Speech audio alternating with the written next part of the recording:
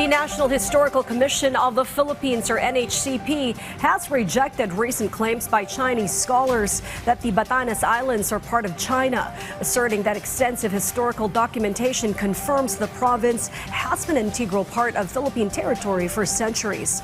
Patrick De Jesus tells the full report.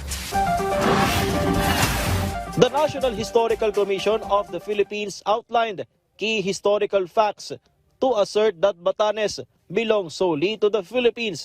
This was the agency's condemnation of the claim made by some Chinese scholars during a symposium that the Batan Islands are part of China as a natural geographical extension of Taiwan.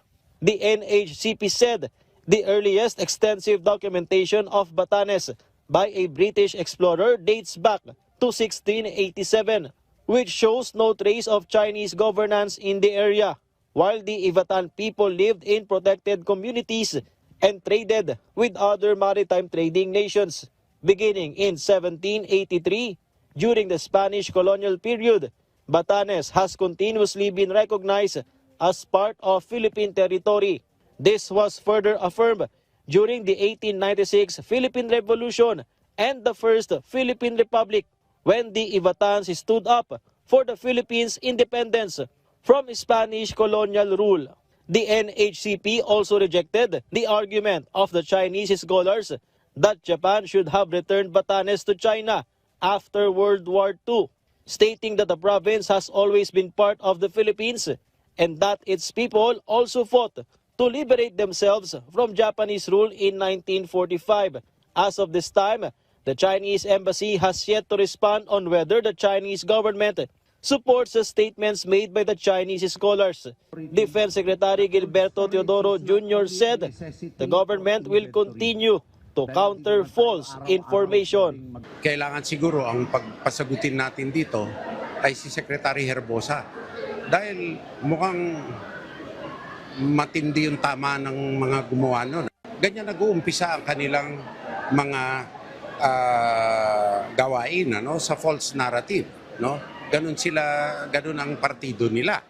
So, seryosohin natin to. A civic society group also warned against attempts to distort historical facts. Dr. Jose Antonio Goitia of the Alyansa ng Bantay sa Kapayapaan at Demokrasya commended the government's swift response to the Batanes issue in defending the rights and integrity of the Philippines. Meanwhile, Secretary Teodoro Jr. visited Masinloc, Zambales as part of the commemoration of the 10th anniversary of the Philippines' arbitral victory in the West Philippine Sea. He also led the distribution of assistance to fisher folk in the area. The defense chief assured them of the government's continued protection of Scarborough Shoal, also known as Bajo de Masinloc, where a security arrangement is currently being developed.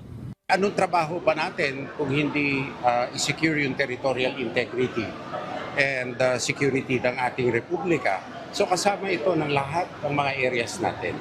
Apart from the West Philippine Sea, the government is also monitoring the country's other maritime territories under its 360-degree approach. Patrick De Jesus for The Nation.